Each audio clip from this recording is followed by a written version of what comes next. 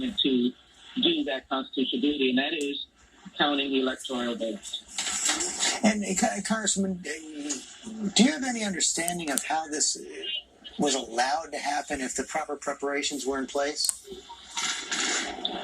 You know, this is a democracy, and I did send out a message even before this started that I did not have any fear and would stand to do our duty. That's America. We believe in democracy. We believe that people have a right to have a difference of opinion. But this was not a difference of opinion. This was a call to war and a call to action as called by the sitting president of the United States. Individuals thought they were coming to defend the president, and I don't have any access to news except what each of us are hearing. But I'm really calling on President Trump to ask these rioters to stand down. They're no longer protesters, and we welcome protests. That is what we do in this country, and we'll stand for them and their right to express their First Amendment views anytime. That's our job.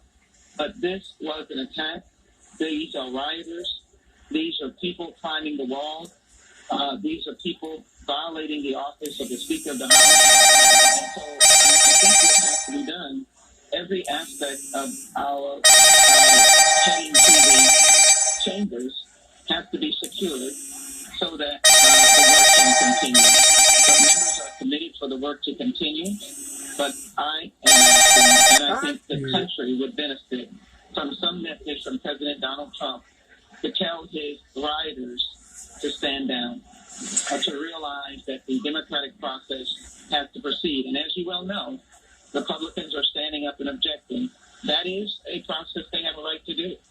But the violence that occurred immediately threw, if I might, a spear into the heart of democracy that we're trying to save.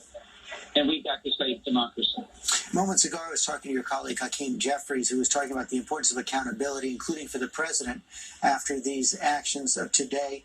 And he said that when I asked him about Ilhan Omar's drawing up of articles of impeachment, that, quote, everything is on the table. Do you think impeachment should be considered?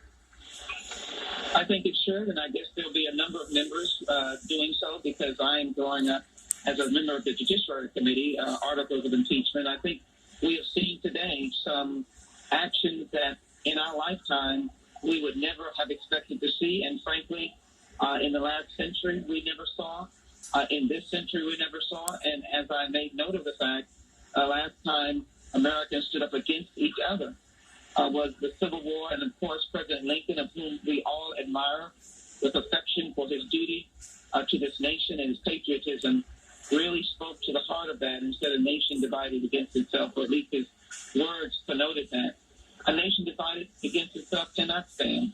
And I want us to be united. I want us to have the freedom to express our opposition and disagreement.